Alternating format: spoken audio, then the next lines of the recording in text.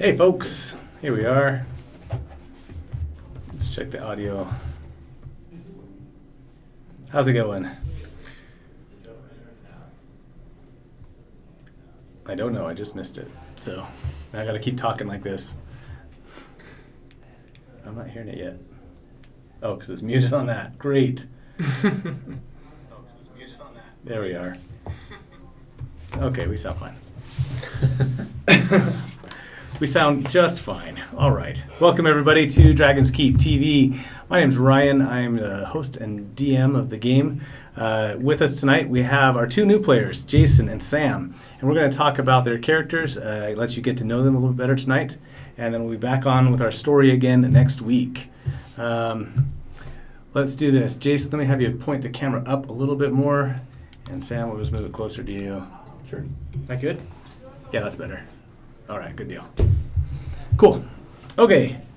As always, if you'd like to join us as a guest, we'd love to have you play with us. Just email me at dragonskeeptv@gmail.com, and we'll see about getting you on the stream. We've got a couple guests coming up, and that should be a lot of fun. So our friend Eric will be on the stream in the next couple weeks. A guy named Jacob, and shoot, I forgot the name of the other one too.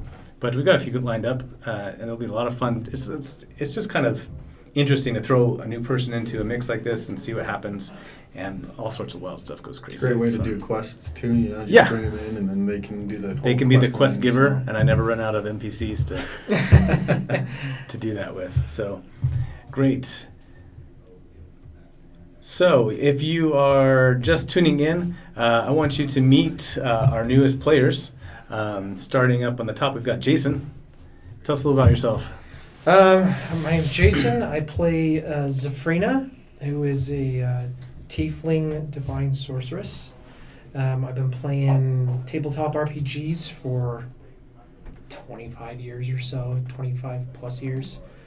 I'm jazzed to be on the show. Nice. That's awesome. Cool. And actually now I'm going to have you point the camera back down a little bit. Yours too. There we go. Head just won't stay still, I guess. Well, you relaxed. You relaxed. You got comfortable. So that's the problem. Great. All right, Sam, tell us about yourself. My name is Sam. I play Jack. He's a swashbuckler hexblade. I've been playing D&D for 5-6 years now. Yeah, sounds about right. And once I played it once, I was hooked. So it's all it takes, just once. Yeah, one time down the rabbit hole, and you're hooked. So best kind of. I probably shouldn't say that on stream, but best drug there is. The best drug there is. Yeah, I try to play as much as I can. So that's just it hooks you in, doesn't it? Yeah, it's great. I've been playing for 6 years, but I probably have like 20 years of experience with how much I play. So I got started in junior high school, and it was just my neighbor across the street was playing, and he had gotten like a photocopied, like a Xerox copy of the DMG and the player's handbook that he had in a 3-ring binder. Like, I don't know how many nickels he spent down at Macy's copying all this stuff, but literally like totally illegal. Cleaned out the couch. Exactly. And we just played off of that for a long time, but it got to where like I was super excited anytime I got to thinking about my characters and stuff and the game. And so we would get together at lunch in the cafeteria. We had our table, and then we'd go home and we'd play. And then summer came around, and this is what really took off, was that we set up these 3 spring bar tents in his backyard, my friend Justin's backyard. And so you got these canvas tents, right? And then they had this like connector tent that you could zip them all into.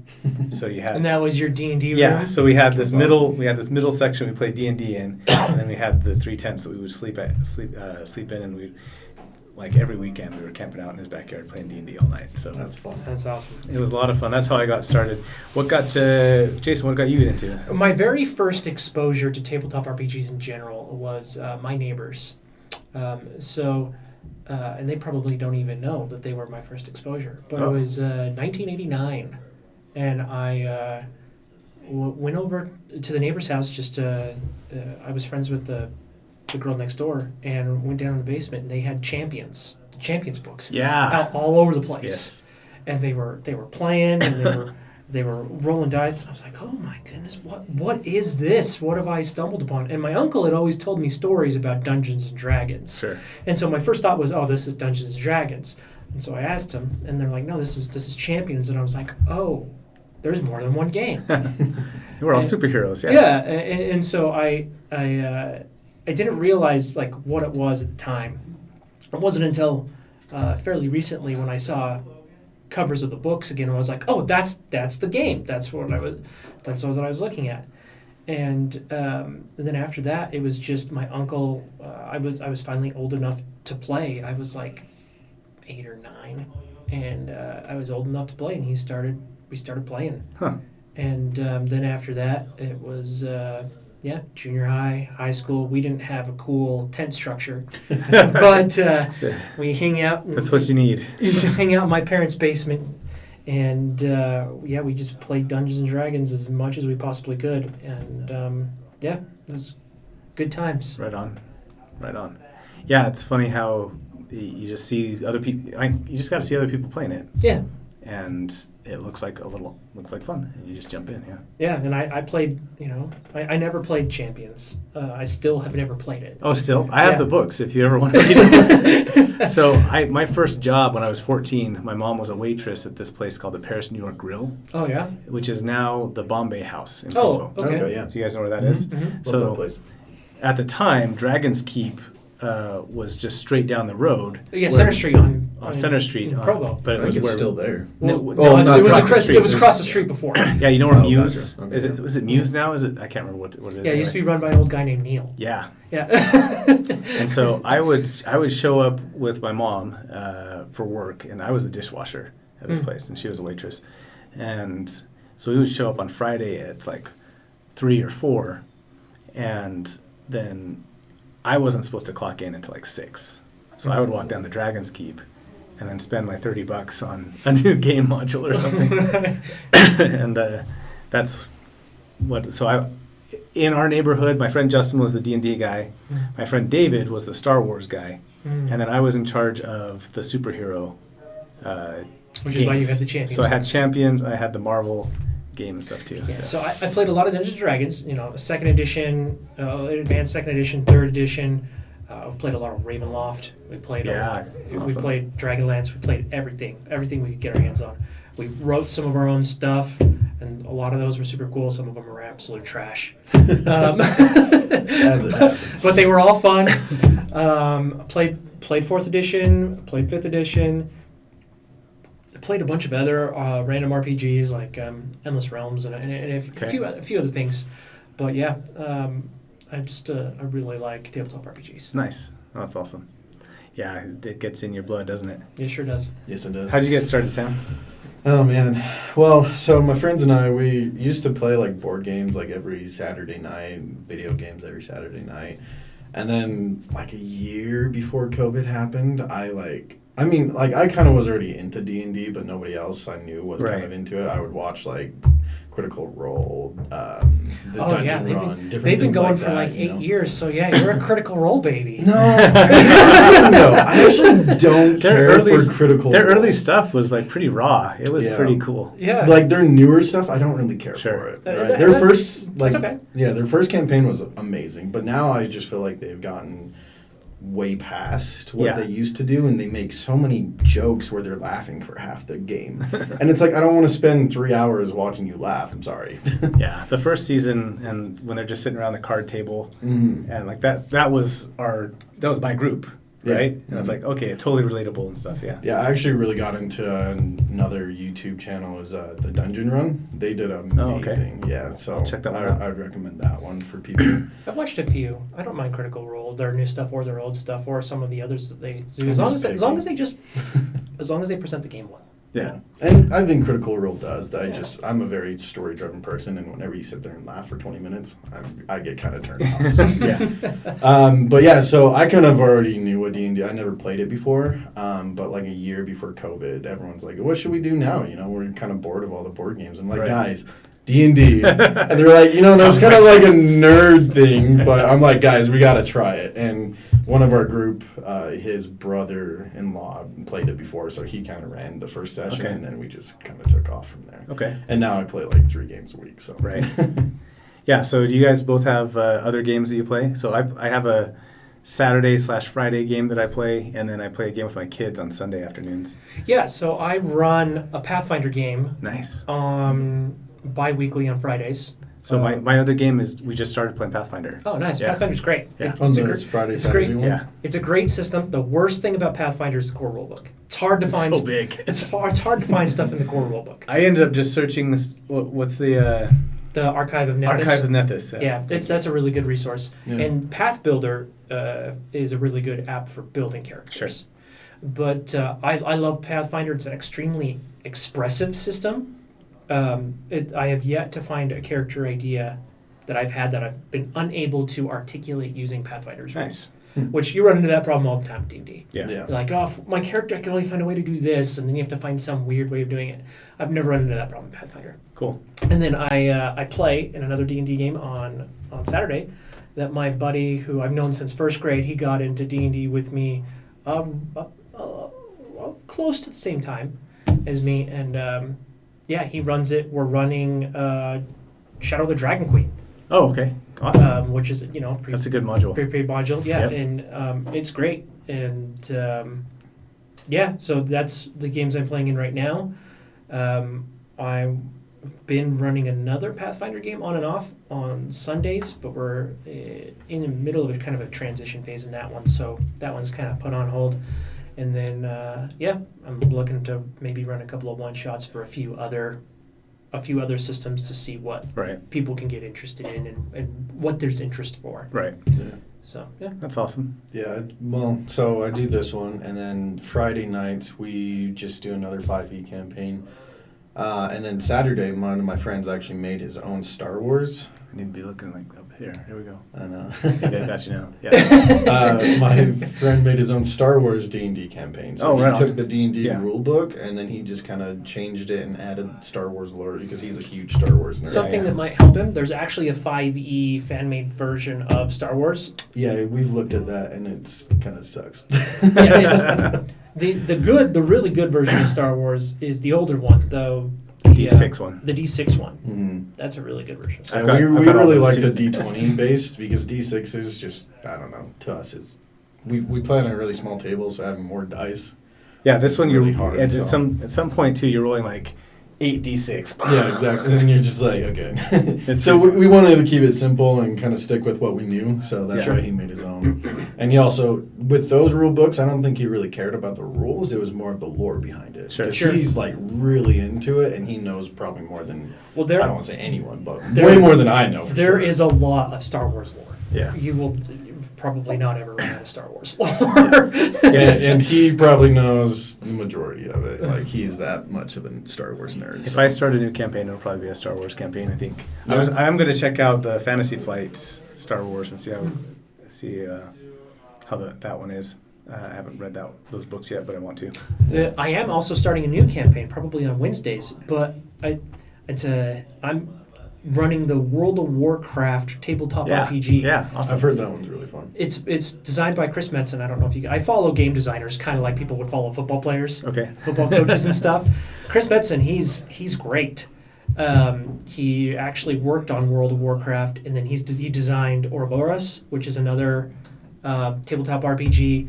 It's out. It's pretty cool. But yeah, that's another one I'm starting soon, and I'm really excited about. And it's based on 3rd edition. It's a sword and sorcery one. Yeah. Okay. Based on vanilla World of Warcraft. I don't know if you guys are familiar with that game at all. Yeah. But yeah, it's that one's really, really good too. Yeah. So if you got a lot of friends who are interested in that style of Okay. play, the World of Warcraft one's really good. I'll check that one out. Yeah, I would. There, almost any IP you can think of now has a role-playing game Yeah, it's crazy. for it. Brandon Sanderson's got a role-playing game from Yeah, Mistborn. Mistborn. And if the role-playing games weren't so much fun, Yeah. then maybe that would be a problem, but they are fun. So Yeah. it's Yeah, fun. everyone enjoys it. Play yeah. play whatever world you want to play in. Exactly. Exactly. Well, speaking of worlds, let's talk about our world, what we're playing let's in. do it. Bloop. Flip over. So right now, everybody on the stream is looking at the map of Acroa, which Sam correctly identified pretty early on is just a map of Utah Valley. Not to scale. Well, actually, just to scale. It's exactly to scale. It's just a Google few map. islands added here and there too. So yeah, what I did was I took the Google map of our area, I made it black and white, and plopped some islands in the middle of Utah Lake, and plopped Dragon's Keep up on a hill. And so I thought it was awesome. from that became the land of Acroa, which is what we're playing in now. And we were talking about character origins and where, for example, some of your characters might be from. And let's start with Sam really quick, because Sam's easier to explain. Well, yeah, it's pretty easy. So Jack, he was from Freeholm. He kind of grew up on the streets. He didn't really know his parents. It's the storybook orphan. He grew up learning how to steal things and different things like that. He would, every night go to the inns and listen to the bards tell stories of like pirates and finding treasure, and he just grew up wanting to be the same kind of pirate, and so that's kind of what he did. And then whenever he got older, he heard of the Dragon's Keep. He heard there was a lot of treasure there, not knowing that it was knowledge. For those of you that have watched, you know that Jack is not very smart. I like to think of it as intellectually challenged. Well, he's wise, right? He grew up in the streets. He knows the streets really well, but he doesn't know books very well. So whenever he got there, he saw it was all books. But that didn't stop Lady Savannah threatening his life. And yep.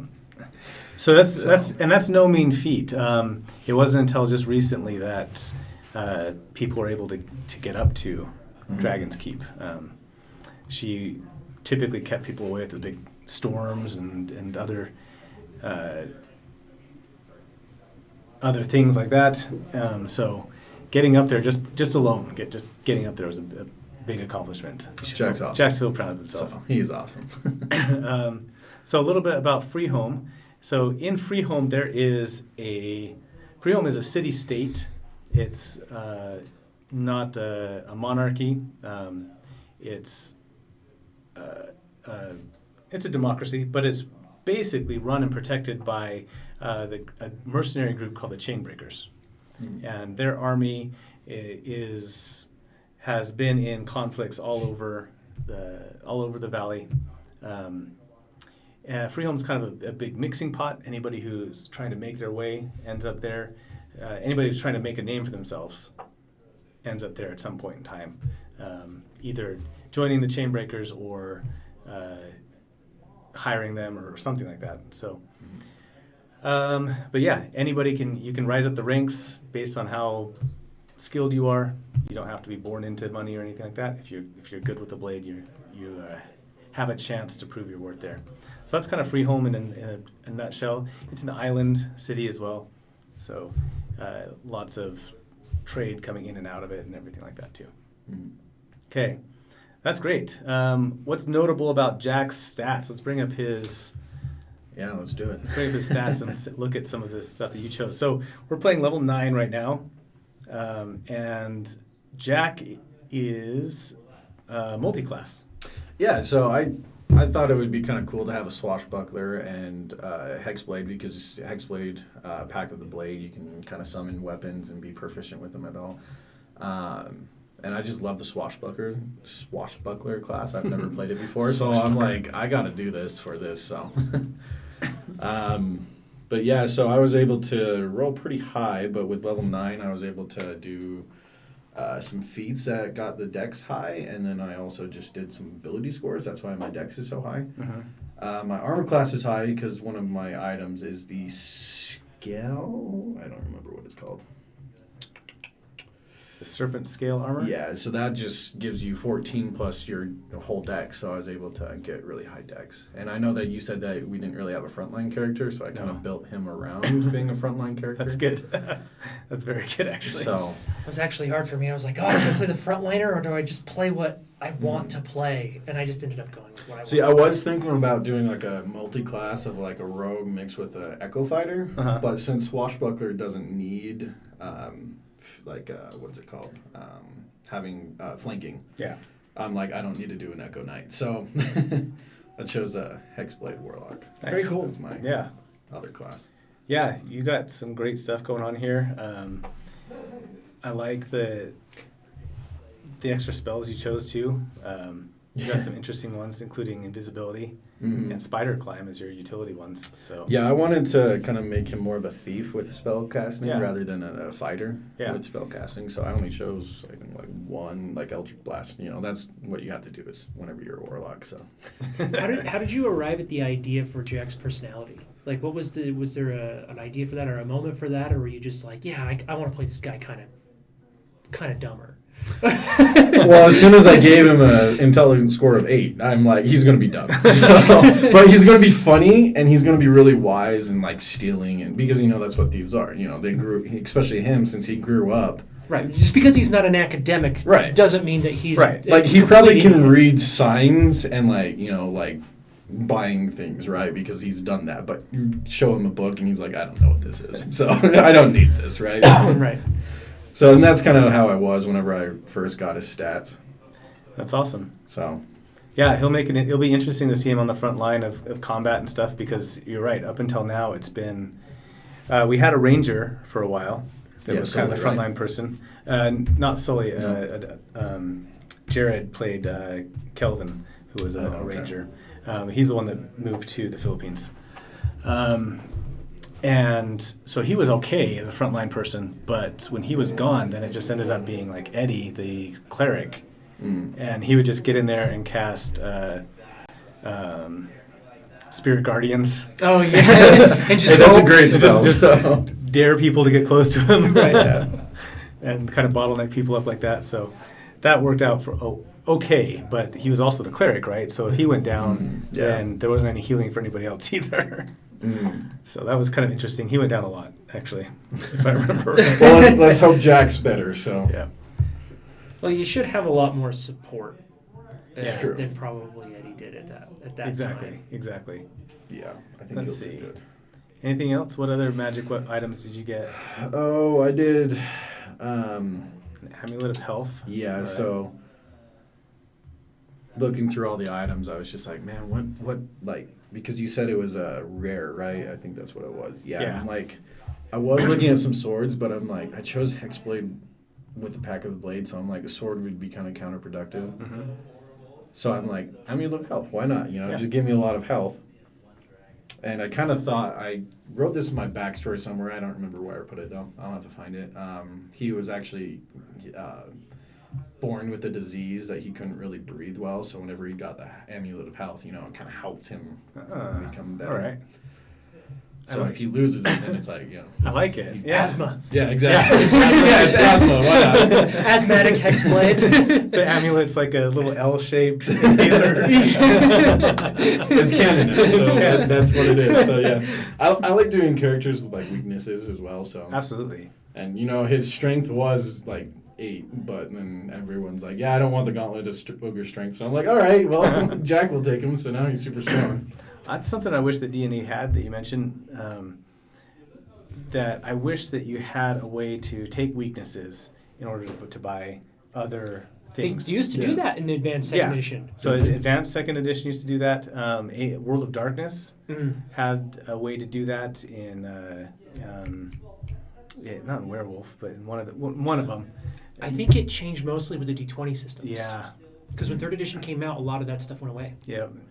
But it was really cool because you could buy weaknesses. Oh yeah, to give like yourself you points. you buy phobias. Like I would take arachnophobia all the time because we ran into spiders maybe once a campaign, and it was in the early levels, but you get like 8 points for it. Yeah, I was you like, get a lot of- dude, yes. And then you can buy then you get to buy other feats with those points that you took for weaknesses. And then that would be fun. just rounded out the backstory really well. I just like Nice. weaknesses. I think it gives characters more Sure. Yeah, and also like he likes anything shiny because growing up on the street, so that's why he like always looks Yeah. for anything shiny. Right on. And that's one reason why I chose bag of holding as well, is because he's a thief, so he needs a big inventory for everything he steals. So Yeah. yeah. Cool. So that's Jack. Does Jack have a last name? He does not yet. All I right. will probably come up with one, Okay. but yeah, I haven't really had time. All right, and let's talk about Zafrina then. So Zafrina's origin is a little bit murkier, and if you're just tuning in and watching this for the very first time, you don't know about a lot of the history of the world. But let's just say that in the last season, we started exploring the other side of this mountain range and found that on that side of the mountain range there were a wide variety of races that didn't exist in the valley. That they had been kept separate by this big giant wall called the Harbinger's Hammer, because it looked like a big Thor's hammer, had a tower on it. So big old dam with a tower on the top, looked like a hammer. So when, at the end of this last season, when dragons were chasing people all over the place and people were evacuating from the other side of the canyon, the valley, from the other side of the valley, the mountains. Oh my gosh. All these races now are starting to intermingle with the people of Acroa. And one of those are tieflings, which is Zafrina. And so we've gone forward about a year since then. And so in the last year, Zafrina's found herself... now I got something in my throat. Sorry. Zafrina found her way down to Paulwatch. And Paulwatch, let me bring that up. Okay, so Paulwatch is down here in this area. Kind of at one of the reasons I told this to Sam too, one of the reasons I like the map of Utah is that if you squint a little bit, the lake looks like a dragon flying or like starting to take off. Mm-hmm. So Paulwatch would be right down here at the mouth of the dragon. And it is, we described Paulwatch when we first built it as kind of the metropolis of the valley, of the realm, that's grown up with an eye toward technological advancement, blossoming into a fusion of magical technology. Warforged are still found here, though none have been created since the catastrophic destruction of the Warforged city of Form. And the city is ruled by a council, the current chairperson being Tiznip VI, which is a direct descendant of the great engineer Tiznip of the Second Age. So into this metropolis of technology and science and nobility too, we get Zafrina. And I really like Zafrina's character concept. So why don't you tell us about her a little bit? Zafrina, what she does is she fancies herself as a problem solver. A fixer. But only for certain types of very lucrative problems. Ones that maybe very wealthy individuals might have. And so she's a character who, she's a kind of a socialite, kind of a courtier. She's not necessarily noble herself, but she likes to get in there and rub shoulders with the nobility. Hang out, understand what makes people tick, gather information, gather secrets, and then when somebody has a problem, she can come in and solve it. And she just solves it discreetly and however it best needs to be solved, whether that's a direct thing or maybe something a little bit more underhanded or sneaky or political or whatever. She's very adaptable in that way. And a lot of her magic, a lot of her fighting styles, a lot of her everything is built kind of around that concept. Right. And so she doesn't have a lot of like damage dealing combat oriented spells that you would normally think of in that way. She's not a fireball wizard. I'm going to lock this person down and make sure they can't play the game kind of wizard. Slow. Yeah, we saw slow, that in the last counter spells, episode, silvery barbs. She's a control wizard. But she also has, things like bless and cure and she can summon creatures and stuff like that to help, bolster the ranks or help her allies. So she's very much kind of a support-centric wizard. Nice. I mean, not wizard, excuse me, sorcerer. And yes. I feel like Jack and Safina kind of got off on the wrong foot. they're working it out. That creates, I think that they're going to become moments, bestest though. of friends, but Yeah, I mean, a little bit of friction's not a bad thing. No, not at all. I mean, so I love it. I thought it was awesome. So yeah, and so that's Zafrina. I mean, so she made some connections early, got in with some of the right people, knows a few people on the council, and has been doing some jobs. And she's been climbing the ladder, been climbing the the social ladder. And I like to think because that's good at what she does. Yeah. So in our last game, our last 2 games, she kind of ran interference so other people could go do their jobs and tried to help, run the job the best she could from a distance and kind of be that point of contact. And No, I think it worked great. Messages I thought and it did things, really so- well. Yeah. So that's kind of where she fits in into the group as of right now. But yeah, she's from Teor. And while she was there, she, same kind of thing, worked her way through the various types of organizations and governments that are kind of over there. There's a lot of Fae type Yeah. of over there, so government's in a very loose sense of the term. Right. Which is where she got her Fae influence from. Those who if they're haven't maybe you forgot or it's your first time watching, Zafrina is a pretty standard red tiefling. The red's maybe a little darker color. She doesn't have the curled horns though. Hers are more like maleficent horns, but in all the little shadowy patches of her skin, like under her cheekbones. And in a lot of the other crevices, and then also her extremities, her fingertips, and her tail, they're like a purple luminescent because she has that Fae influence. She's been touched by the Fae. So what made you kind of want to go that route, like go the Fae route? Well, Faes and demons have always kind of seen each other as peers, at least in D&D lore. That's fair. They're not adversarial at all. I mean, sometimes they can be. But demons and devils, they get on fine with the Fae. And sometimes the answer to your problem is a very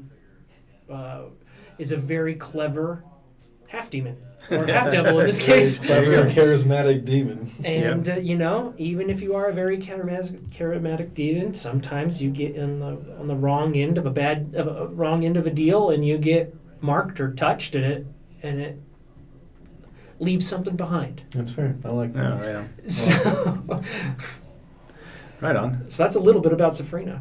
Yeah, let's talk about her stats and stuff. Sure. So I've with her got her stats, character up on the sheet on the screen now. I just did point buy.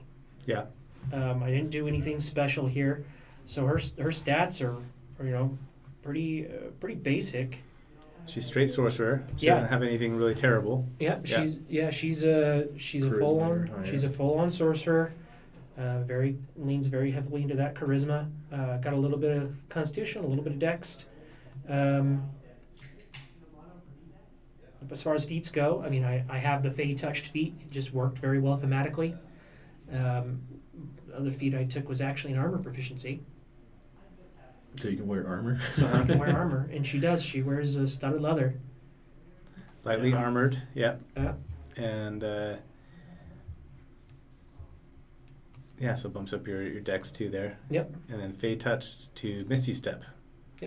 It gives you Misty Step, and it gives you another level 1 spell. I think I Yeah. took either Bane or Bless. I don't remember which one.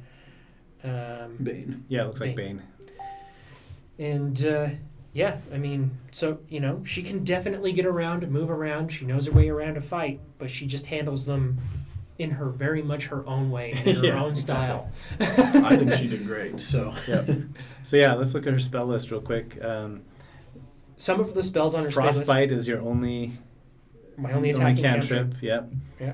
But everything else, Mind Sliver, Thaumaturgy, Blade Ward, and Guidance. Mhm. And at first level, I haven't played a 9th level spellcaster, so I'm curious to see. Some of these You spells. got 1 slot at 5th level. I didn't. You got realize 3 at that 4th many. level, 3 at 3rd, 3 at 2nd, and 4 at 1st. Okay. Yeah, my only high level character is just a straight fighter. Yeah, So, sorcerers have really good spell slots, but they only learn 1 spell per level. yeah, that's right. And Well, so a lot yeah. of my other spells come from feats, or in this case, items. I What items did you choose? I chose Staff of Defense, Okay, great one. which gives me my mage armor and my shield spell, and then I actually took a Cloak of Protection to get my AC and my saving throws up a little bit, and then I took a blood vial. Bloodwell vial. Yeah, the Bloodwell vial, because I mean good one. that plus to those DCs is, Oh yeah, it's amazing. especially with a character like I play, I really want my stuff to stick. Right. Yeah, no, it's true. Okay. What does the Bloodwell vial do? To attune to this vial, you must place a few drops of your blood in it. And It's just a +1. I think they have up to a +3. They have up to a +3, yeah, but in order, I think the staff is my rare item. I'll have to double check. you can use this vial as a spellcasting focus for your spells, and you get a +1 bonus to spell attack rolls and the saving throw DCs of your sorcerer spells. And what's also really cool is, as a bonus action, I can restore 5 sorcery points. Right. Yeah. And I burn through sorcery points like they're candy. Yeah. Because a lot of one of the things I also did is, because she functions in political situations where it might be faux pas to all of a sudden start casting a spell. One of the things that I did is I took subtle spell for one of my metamagic options. What's your subclass?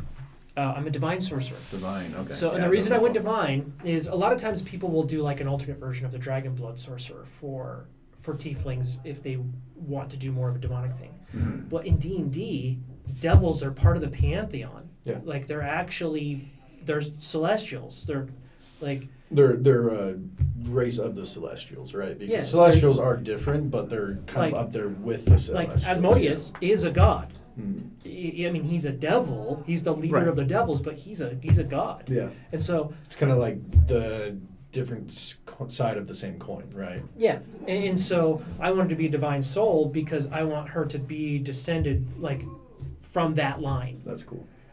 And so that's why she doesn't have the standard curled horns. That's why it's more straight. That's why the hue for her is a little bit darker, a little more like burning coals rather than flame. And that's why she's more sneaky and subtle, is because of that influence Yeah. with the concept that I had. And Divine Soul, a lot of the spells that I took, when I cast those divine spells, they're flavored with that more demonic or devil influence. So Bless, it's not angel feathers and light. It's, Hellfire. It's embers and coals. Yeah. Bring the hellfire.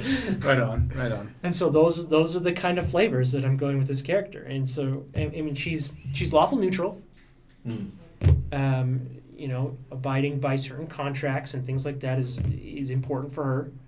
Just because, again, play into that devil, I don't want to say stereotype, but that way of thinking, that contractual agreement, Yeah. that's something that's Yeah, that's very the lawful part of her. that's the very, like, that goes back through generations and all sorts of Dungeons & Dragons lore. Oh, yeah. For that. And the neutral, I mean, not all jobs are for good people, and you don't always do good things. Sometimes you get asked to steal something. Sometimes you What? get asked No. to save someone. Yeah. And That's so, true. and sometimes to do That's both, you got to knock a few heads. So, Yeah, Right I on. chose chaotic good for mine. Just because he's definitely chaotic. Yeah. but one thing that Zafrina and Jack do have in common is they both come like from the streets, essentially. From like nothing. From Yeah. nothing. And so that's why the relationships and the money and making sure that her reputation, the stuff like that, that's important to her, Mhm. because that's really how she Yeah, makes you money. went more the relationship route. Jack went more the wealth route, the treasure route. Right? She wants treasure too. She's just going about it Right, a different right. way. Yeah. Jack wants it now. You're going about it the better way, probably. Or a different way. I don't know. That's fair. But I'm just going about it the way that I think she would go about it. No, that's a good way. And then, of course, I play her with an English accent. I don't know how well I do that, but I try. It's fine. We've got a long history of very bad accents on this. That's what makes show. D&D fun. and I do try to do that, but yeah, I really enjoy playing spellcasters and doing weird and wonderful things with the limited options that sometimes spellcasters bring, depending upon what you have. She's definitely not one to, consistently dish out tons and tons and tons of damage. Which is fine. But she does a really good job at controlling the situation so that other people can. Yeah, exactly. Which you need. Yeah. A lot of people think that it's more fun to do damage. It is more fun to do damage, right? Let's just admit it. But it's also really fun to be able to like slow people down and control them and just be like, you're my puppet, right? It's like you can play the game when I say you can. Exactly. It's a different kind of fun, right? Some people enjoy, like really rolling lots of dice, and other people just enjoy making sure that other people get to do what they want them to do. Yeah. That's this character. I think one of my favorite characters I played was a necromancer. Yeah. I just love controlling like a huge army of undead and just like send them while he's in the back, like just chilling. Yeah. Yeah, and this character just likes to... She's one of those who...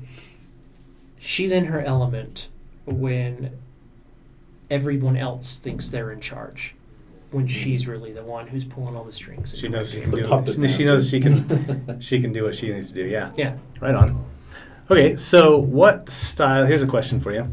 What style of game are you looking for out of this? I'm just looking to explore the character. Okay. The way that Safrina is put together, she's kind of in a headspace where it's time to maybe expand her reach beyond Paul Watch. There's a lot that's out there, and this mercenary group might be a good way to do that. And so she's open to all sorts of different experiences and opportunities, and so am I as a player. But as far as what I'm looking for is I'm just looking to get to know this character better and explore this character better. What does she need? She needs, in order to do that, she needs good NPCs to interact with. Mm-hmm. Okay. Good NPCs, good players, which I think our group is great so far, and people who people to play off of, and situations to really explore and to be pushed in and grow. Okay. And so that's, for me, I really, really enjoy the role play, and also, like, my character is what makes it fun, the most fun at its core. Yeah. Is just learning and growing the character. Awesome. So. Okay. And what does Jack need?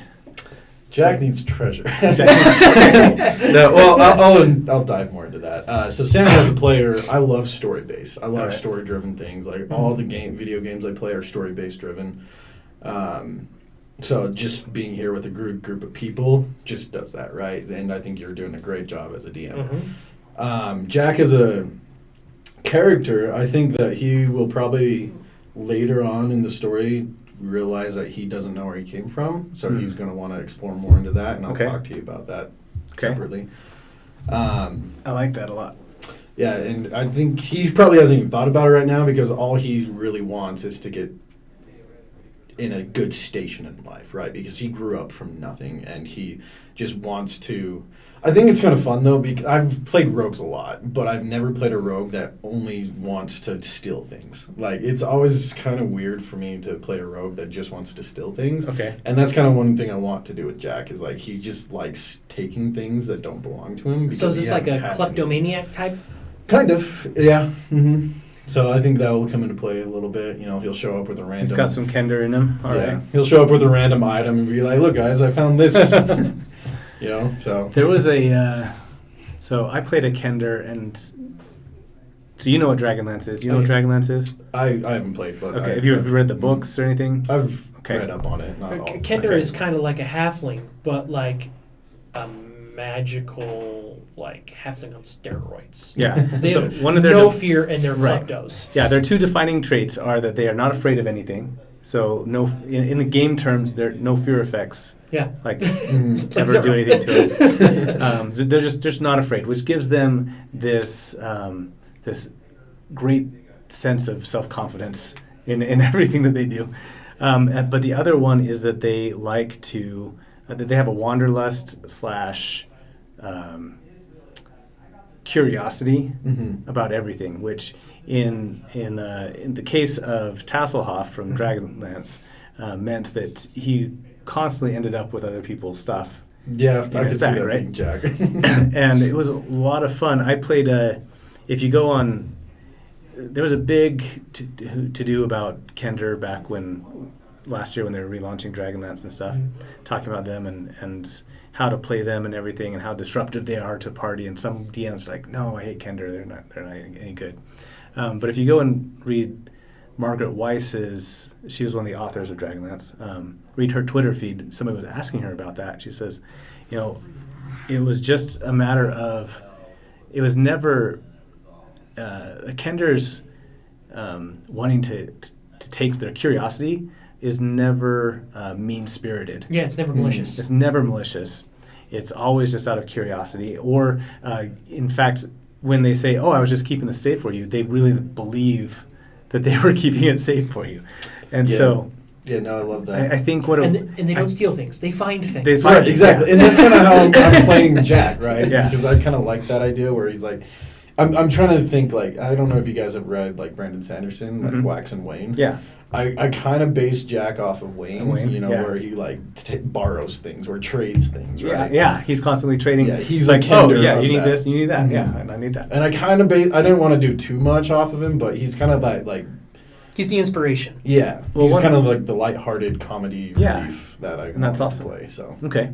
Well, one fun thing we could do is, with Kender, when I played before, is at any given time, if someone else in the party went to like grab or use one of their items, there was a 1 in 10 chance that it wasn't in their pocket. I love it. Let's do it. And I'll have like a whole like a list of things that could be in there. Yeah. You like replace it. Yeah. They'll reach down to grab their dagger or something like that they don't use very often and find like a stick. And then Yeah. I never penalized anybody. Like the Kender was always like, oh yeah, here, I got it. And we'll give it back to him. or It's a whatever, right? lighthearted, yeah, Yeah. like a comedic. That's kind of how I wanted to play Jack. So, okay, that sounds like a lot of fun. Let's do something like that. He'll show up randomly with a brand new like hat or Yeah. clothes or something. Yeah. Right on. Yeah, that's kind of what I wanted to do. With Okay, Jack, so Jack's kind of a Wayne, kind of a Kender, kind of okay. I think I'm getting some good vibes on that. Cool. I like it. Cool. So Jack needs just fun moments to interact with and to be himself as far as. Yeah. How does Jack view the magic that he has from his Warlock pack? Yeah, that's a good question.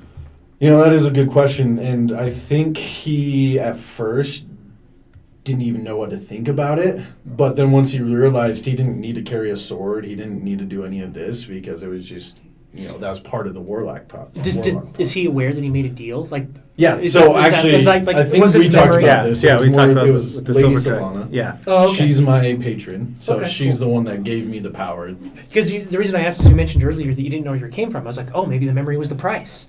Ah. That Of could the be cool. contract. We could talk Oh, about yeah. We'll talk about that. But No, yeah. I mean that's possible because she's very protective of stuff. It Of might have secrets been- or knowledge. Yeah, when you made the pact, maybe you forgot some stuff too. Who knows? I don't know. Yeah, we'll talk. Yeah. We'll talk. Okay. I like that though. Yeah, because Safrina, for her, it's very much an extension of herself. It's just magic to her is just like seeing, Yeah. or breathing, or touching, or smelling. It's just another sense that just happens she can use to manipulate the world. Right.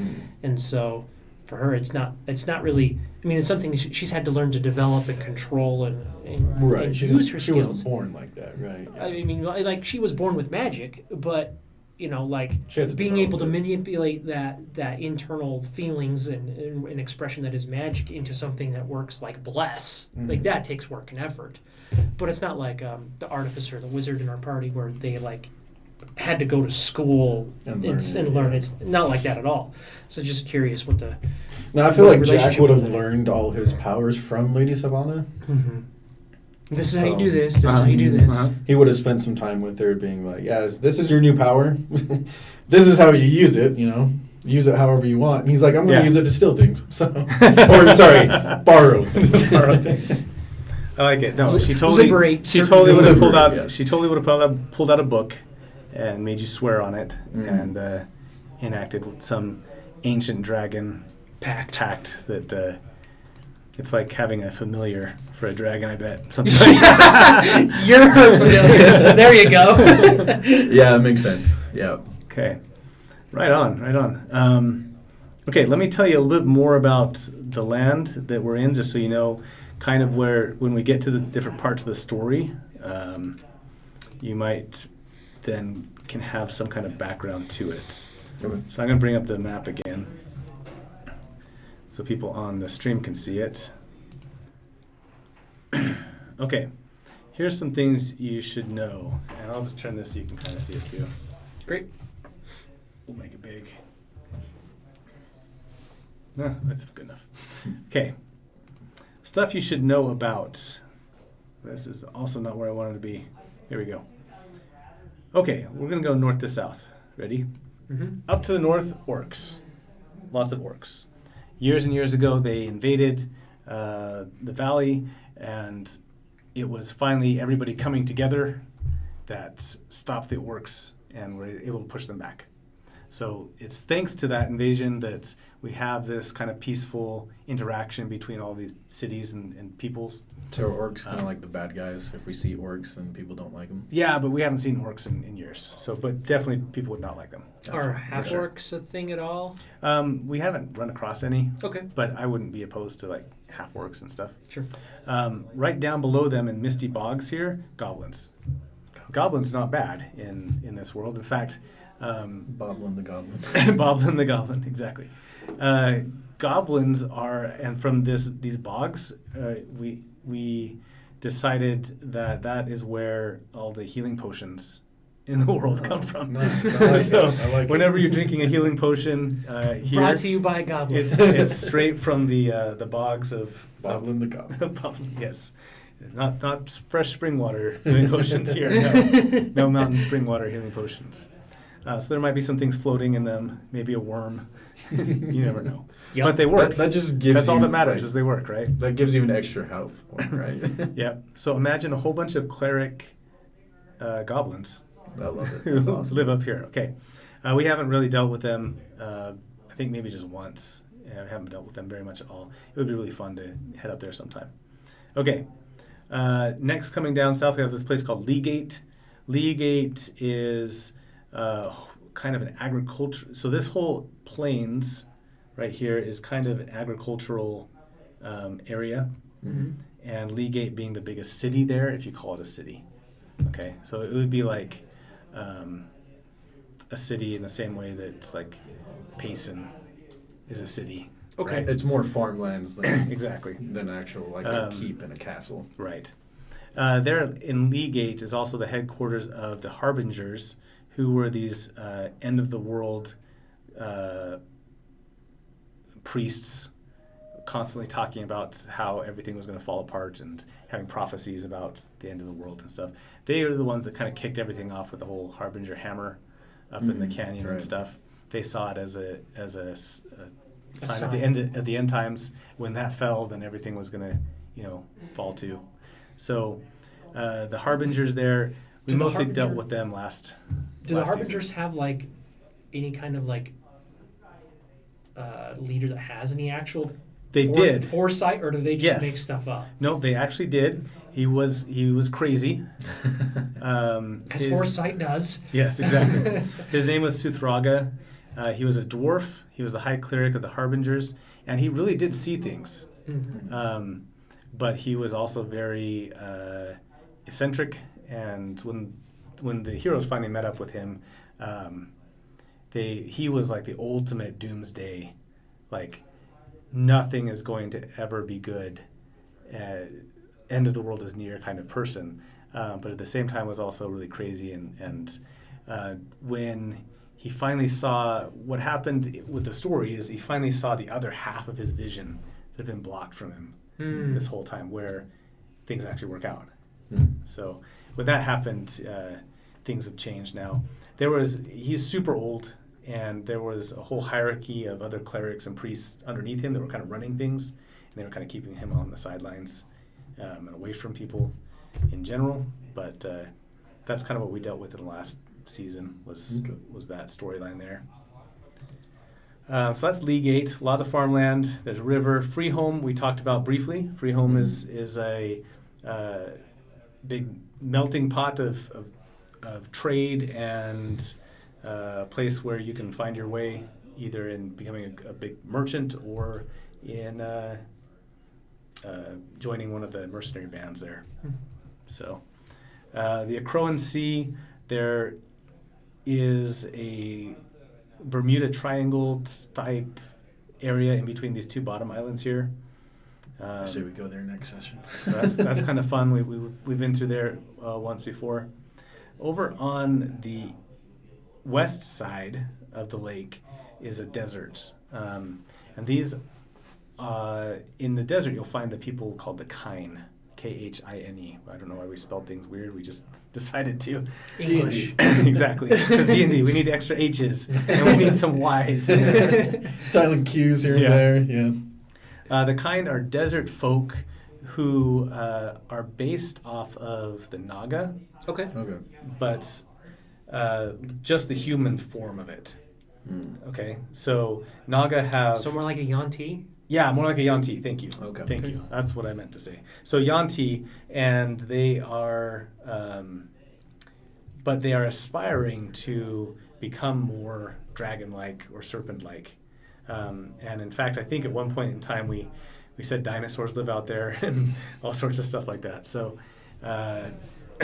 we haven't seen them since the first season, but they'll be coming back in this season. They were very interested in this dragon prophecy because they see it as a way to transform themselves into these perfect dragon forms. Okay, so they live out in the desert. When you see them around in the rest of the seas, they're usually nomadic travelers and just kind of exploring stuff, gathering information. They're mostly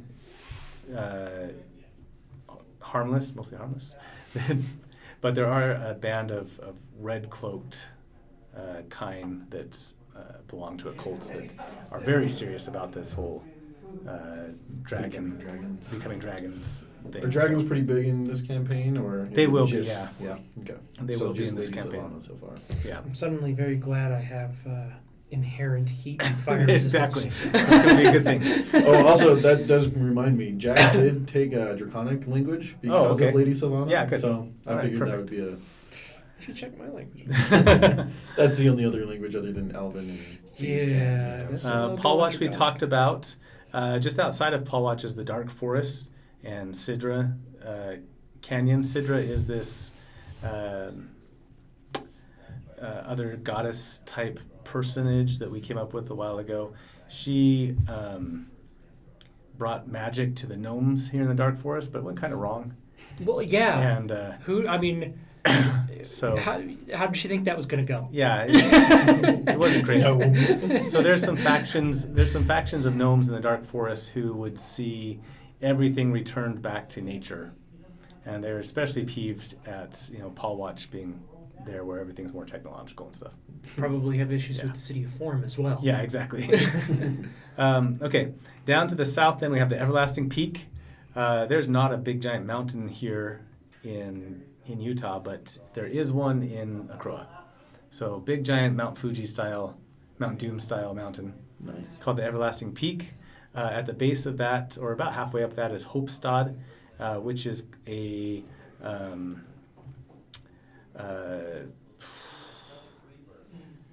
how would you describe Hopestad? Their leader is more of a spiritual leader, like like monk type? Yeah, like a monk. Like a monk. So is it more like a monastery city? Yes. So we think more like monastic. Skyrim, the top of the. Oh yeah. Like High Hrothgar? Yeah. Yeah. It's a very monastic city. There's also a lot of farmland and stuff like that down there on the steps of the mountain and whatnot. So kind of like some of the Tibetan cities around Yeah. Mount Everest. Mhm. Yeah.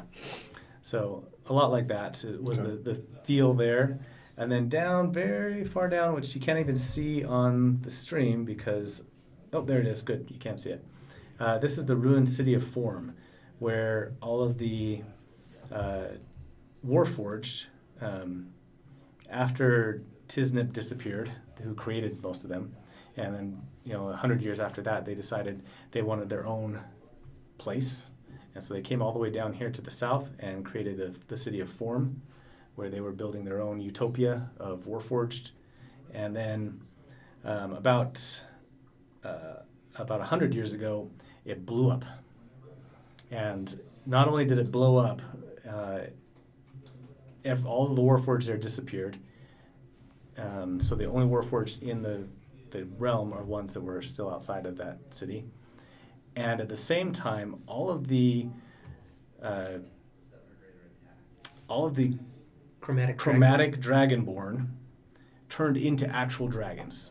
And this flight of dragons just raised the countryside as they flew up along this path and then up the canyon over the Harbinger's Hammer and then flew out across the way. So that... So what about eights? Because I think I remember you guys saying that she's like a new Warforged, Yeah, right? so Troy has got... Troy played Tobias in the first season. Tobias was a Warforged who was carrying around another Soul Stone, which is what in this world we have these Soul Stone that power the Warforged. All right, we got one last. Yeah, and you guys got one last time. It's very a little similar. broken. There's a very similar concept in Pathfinder for the Automatons. Yeah. That they have a stone that has the different kinds of souls in there. You can, Yep. except they have a mage. You can have a mage soul stone or a fighter soul stone. Similar concept that Yeah. there's actually a container that houses the actual soul. Right. And then the body is just the Warforged. Yeah. So That's cool. same idea. Eights was this other Soul Stone that he carried around, and she started talking to him at some point. And Troy's a writer and has just pages of all this backstory stuff. he's my backstory goblin, and For the but goblin. he's got tons. It's really good stuff too. In fact, I think I showed you guys I know you a showed while me some ago. of it. Yeah, you didn't show me any of it. So this is our campaign. This is the Dragon's Keep campaign, right? Mhm. So notice we have 4 players, right? And we have 3 kind of recurring people, okay? So that's 7. But instead of just 7 characters in here, we have 1, 2, 3, 4, 5, 15, 16. We have 17 characters. And half of these are Troy coming up with other characters that he has written, like little side stories. Once we decided that they were going to form their own mercenary group, he's like, okay, and I'll And play he- a whole he- bunch of he- characters. he- exactly. he So made- he's got all of these these farmed out Potential PCs. Yes, exactly. From other parts of the realm where now they're starting, they're like branches of our mercenary group. I love it. In other cities and These stuff. other Amazing, cities. I love it. And he's got characters for all of them. So, Cool. and so Eights was this was the soul stone that Tobias was carrying around. She talked to him a lot. She was very childlike, and at some point the story with Eights with her and Tobias progressed to where he built her a body, and now he's playing her as Eights. I like it. Yeah. Cool. So this might be a good segue into this. You asked what we'd like to see from our characters, but what are some of the things that you hope to see from the characters that are Yeah. being played? Yeah, I want.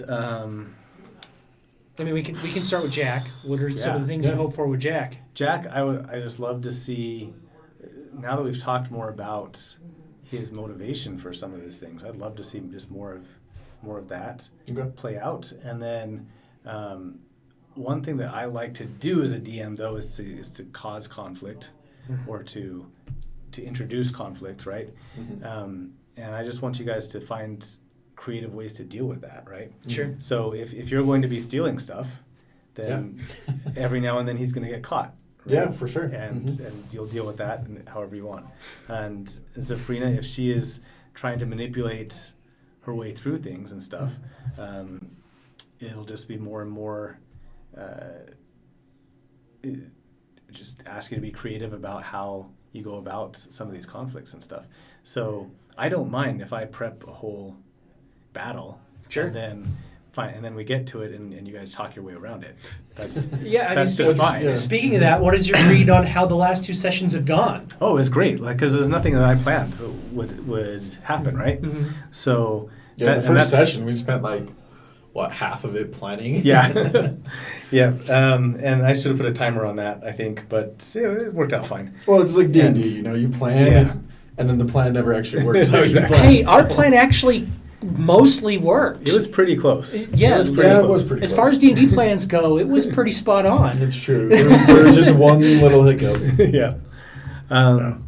And so I just like that kind of feel to it. My DM style is, I don't know if you've ever seen the Lazy Dungeon Master or read anything by him. His name's Michael Shea. I think I have, but I can't think of anything specific, but I do have an image in my head. Yeah, so he's on YouTube, but he also has a book that he Okay. wrote called the Return of. He's got 2 now. Return of the Lazy Dungeon Master is his latest one, and it is amazing as far as DM tips go. It really just takes a lot of the pressure off of me Sure. to say, okay, I've got just some cards of these are the main objectives I want to work towards. Who knows if you guys are going to get there or not, but at least work towards. Here are 3 NPCs that I know we can get involved in this, and then here are 3 obstacles that you guys might have to get over. Right? Sure. Yeah. And then once I have those, I can pretty much just turn it over to you and The see long what you do with characters it, are right? out, That's actually how I DM. So- I didn't know that somebody wrote that, but Yeah. that's awesome. That's pretty much how I do it. So. And I just have to keep track of that stuff, and I try and take good notes and stuff, and go with that. But that's about it. Just- Cool. So, what was your favorite part from the last 2 sessions? Yeah. Favorite part. I really loved the role playing in the first session that we did. I feel like our group kind of just bonded right at the beginning. I Yeah. loved that. Mark is really good at jumping into characters and making it really character-driven stories. I like that a lot. So. Yeah, I thought that did really well because I've been in some the one-shots with people that I don't really play with anymore that you just don't see characters mesh right, but I Right. don't feel like that was a problem with us. I feel like we meshed pretty well. Yeah. Awesome. I really liked when it turned out our party obviously was separated for a good portion of the game, but Yeah. there came a moment where half of our party was really separated Yeah. when they touched the stone and it separated, and we were just like, well. Big gulps, huh? I was like, It's a good thing Jag touched it because he had the book, so Yeah, that worked out pretty good. yeah, and so I love little moments like that where it's totally not foreseeable at all by the players.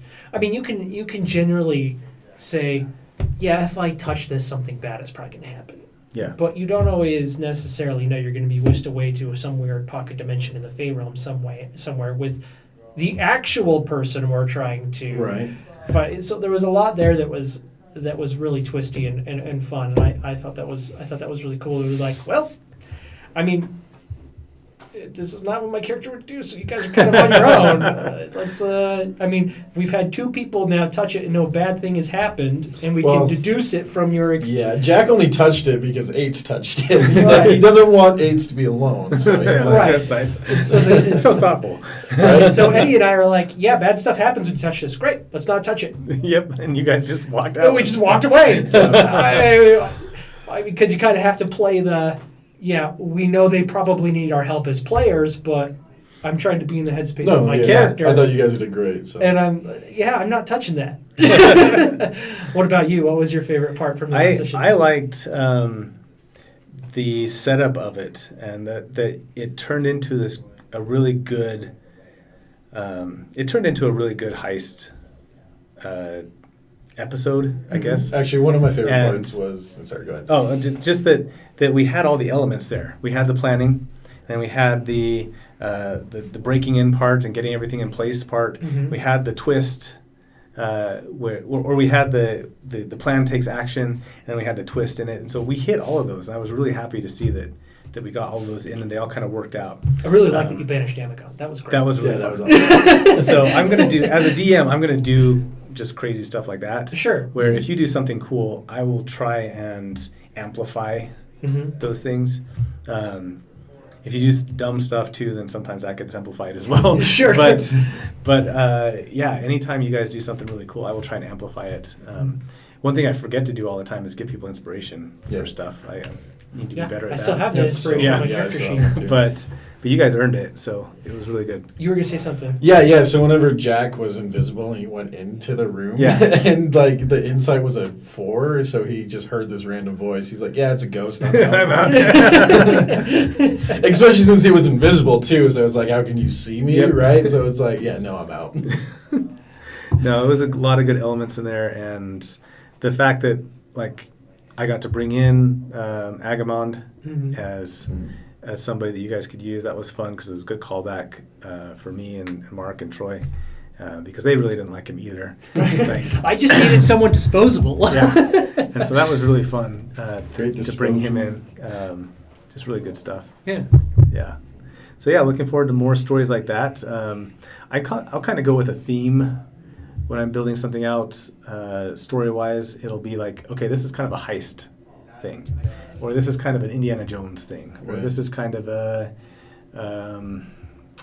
what else did we do? I don't know how to describe it really, but we had a like save the town kind of thing. You mentioned the vampire bunnies. Oh yeah. Right. Like this is a horror by a vampire. Yeah, so early on they had to fight some vampire bunnies, and my theme there was just like, what innocent thing can I turn into a horror thing? Sure. And vampire bunnies. It turned out vampire bunnies. When some vampire was tired of sucking human blood and decided to go after bunnies. So probably sweeter than humans, so probably, I don't know. I'm a human, I'm not a vampire. I can't tell you. A lot of it's going to be very episodic. So That's fine. You're going to be freak of the week kind of thing where we'll start it and we'll wrap it up in 2 hours, and you'll keep moving towards a goal, right? But we'll be able to have, and at any given week, be able to bring in a guest and say, okay, what's this guest going to do that moves us a little bit closer, but also lets us wrap everything up. Sure. In one little Yeah, story. I like that. So, stuff like that. But I liked the last 2 episodes a lot. It was really fun. Yeah, it was fun. I enjoyed Those will it. be up on YouTube this week. So if you want to check them out, if anybody wants to check them out, look at youtube.com/@DragonsKeepTV. It's weird that you have to put the @ sign. Just search for Dragons Keep TV, and you'll find it on YouTube. And you can watch all the old archives and stuff. Everything up through season 2 is up there now. And so this week we'll get the new stuff up there too. Cool. Yeah. Yeah, I think playing with this group is going to be a lot of fun. Yeah. I've played a lot of tabletop RPGs over the years, and sometimes you click with the group instantly, and then other times, it takes some work, and sometimes you never really click with the group, and you only hang around for a few sessions. Yeah. But like, I think why are these characters together? Who knows? Yeah, but I think this is a good group. I think our characters seem to be working well together. Y'all fill a good spot, and yeah, no big issues yet, but a lot of room for growth and a lot of room for like getting to know each other better. So I think we got a really good foundation here. Yeah, I agree. One thing that after a few more sessions, one thing that'll come up is I'll start to try and work in some big moments for each of your characters too. Cool. That's one thing I love to see. So, for example, Sully, if you go back and watch old stuff, Sully was a gnome from the Dark Forest. He was a psionic rogue. What's the name of that one? I know what you're talking about. You're talking about the 5e subclass? Yeah. I think it's just psionic rogue. No, it's anyway. But the one with the side blades, though. Yeah. And so we delved into where his powers came from and really dug deep into that for a few episodes, and that was a lot of fun. Soul Knife. Soul Knife, thank you. But like digging into that and then seeing what he came out of it was really fun, really cool. Eddie's character Eddie plays a trickster cleric, right? Mm-hmm. And he, at the end of this last season, had to sacrifice his holy symbol, which was this two-headed coin. He mentioned And that he he went for his coin and it wasn't Yeah. there, and he had to use a different holy symbol. He Yeah. mentioned that last I time. was So wondering about that that was a really fun moment too that he just kind of created out of necessity. He needed to cast Revivify, which requires something worth 100 gold pieces or whatever, right? And I was like, well, what are you going to use? And the only thing he had was his coin. And so he's like, Zafrina has a cool thing similar to that. It hasn't come up yet. Yeah. But to cast Summon Celestial, it requires a reliquary. Oh, yeah. And it has to be worth, I think it's like 500 gold. Yeah. In which she got as one of her past, that was the payment, like part of the payment for one of her last jobs. But hers is a necklace. Uh-huh. But it's called the Reliquary of the Fallen. Because when she summons a Celestial, she doesn't summon an angelic, No. normal she wouldn't. angelic spirit. Yeah. She summons a fallen angel. Yeah, awesome. Yeah, that's awesome. And so, if you look through the monsters manual, there's a type of angel called it's from one of the Magic Gathering crossover books. It's called a Death Angel or something like that. Is it from Ravnica? I think it's from the Ravnica book. Yeah. But it's a lawful evil angel. Yeah. And of course it uses the same stat block as the Summon Celestial spell, but that's essentially That's awesome. what it is. And so, yeah, that's cool that we have more than one character that's doing that kind of thing. That's awesome. But yeah. Well, great. Yeah, I love story moments. As we level up, too, I'll ask you to work in story moments to introduce the new abilities and stuff that you earn great. and whatnot. That'll be perfect. So that'll be a lot of fun. So, Great. well, great. Thanks for chatting with me tonight, guys. Yeah, of course. It's been awesome, and looking forward to seeing where this campaign takes us over the me next too. 20 or so weeks. So Yeah, I'm here for 20 weeks or more. Like Great. when I'm I here until you kick me out. when I commit to a game, I'm all in for as ever long as it's gonna go. right on. If Jack dies, I'll just make a new one. So. Exactly. Yeah, same thing. I know you've got one character that's excited to try one of 17 characters. Yes, exactly. But I'm pretty happy with Zafrina, so I was going to stick with her for as long as I'm able. I like Well, this will be Jack, good. so- This is actually, I guess it's technically my third, but only one of them. One was really short. But this will be one of the few times we get up over level 10 Oh, cool. Oh, nice. that I've run a game in.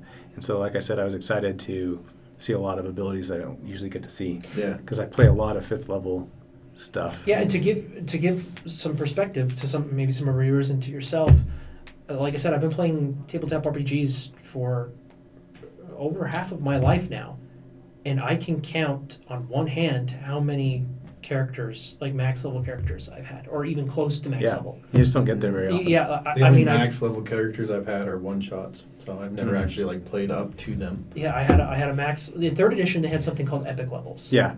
And I had one character who was a level 20 wizard, level 5th archmage.